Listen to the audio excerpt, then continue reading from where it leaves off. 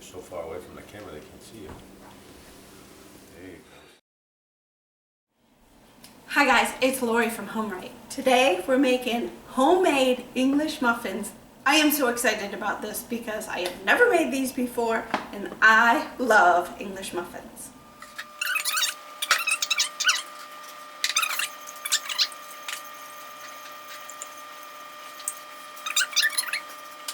I'm actually starting a second batch of this because I'm not quite sure if my first batch is gonna happen because I'm not sure I'm seeing the bubbling action. So I'm starting another batch of water. I put the sugar in already. Now adding the active yeast because I know this one is a much newer pack than what I was using, which this was expired. So we'll see what happens. I'm gonna cover this, let it sit for 10 minutes and see which one comes out better.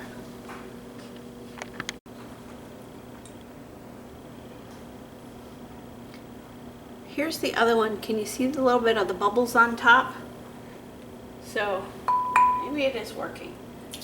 I'm going to transfer that into here so that I can add my salt. Again, this is 1 teaspoon of pink Himalayan salt. And then I'm going to add 2 3/4 cups of flour.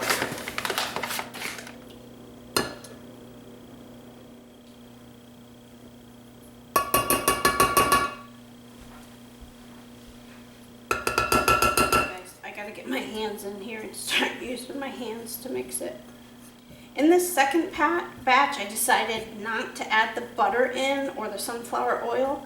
I just want to see the difference because they say the taste can affect it with putting like olive oil in it. So I'm just curious to see if it does taste any different. All right, now that is totally starting to look like a nice ball.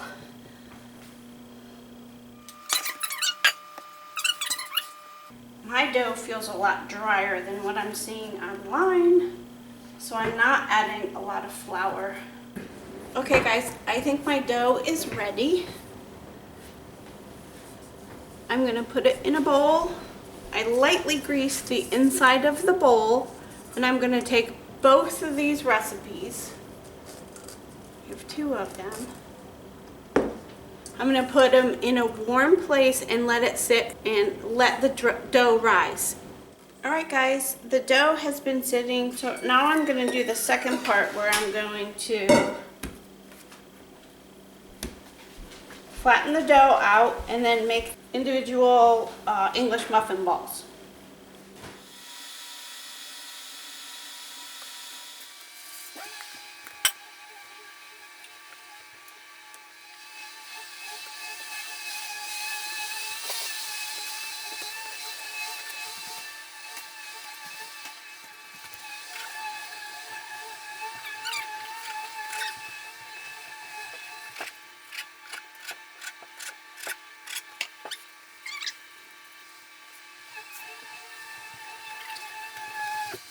Okay, what I'm going to do is take my grits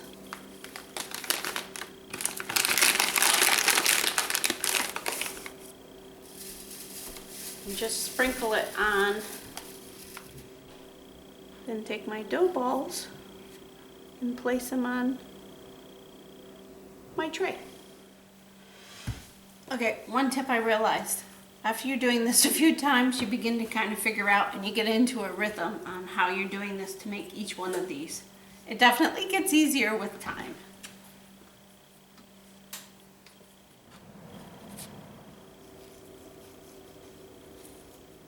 Alright guys, I'm about to put the English muffins into the frying pan. Before I even do it, I will say I did notice a difference in batch 1 and batch 2. I don't think batch 1 rose as much as batch 2.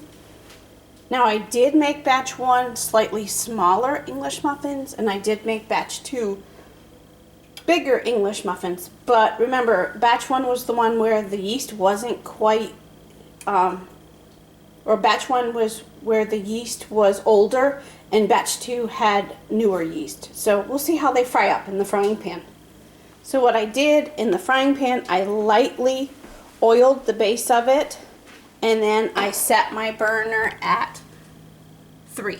So cook it on low, about 8 minutes on the first side, anywhere from 5 to 8 minutes on the second side, just so the bottoms are lightly brown.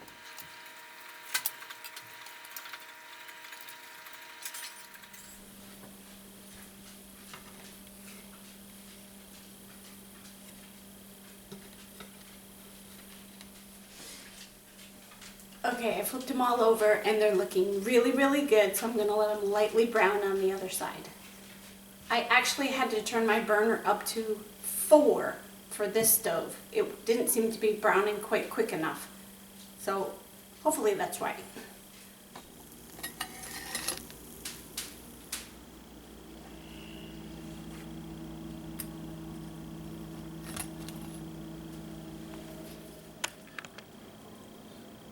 Alright guys, English muffins are done, but I will say I did notice a big difference. One, I made these too small. These were perfect size. This was my batch 1, and this was the one that I thought that the yeast wasn't good enough, and it shows. These are definitely not as fluffy as these batch 2 was, so yeast makes a difference. What I really want to do is take one of each and do a little taste test on these to see flavor-wise if there was a difference in the taste. Okay, I can definitely feel in the first one it's just hard. It's not soft.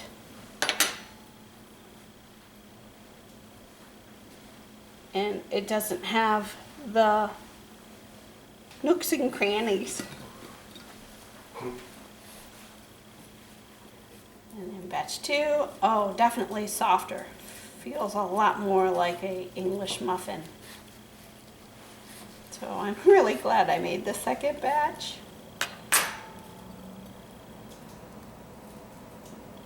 Oh, yeah. Yeah, definitely has. Let's see, the nooks and crannies. Okay. Let's go put them in the toaster and then... Yep, we're gonna toast them up and then we'll try them. All right, we're doing a taste test. This is batch 1. This is batch 2. So go ahead, we'll both try batch 1.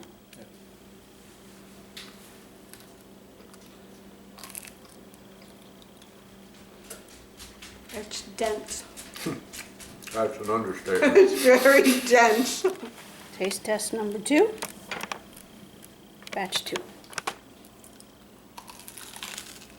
Oh yeah. Yeah. That is so different. So much better.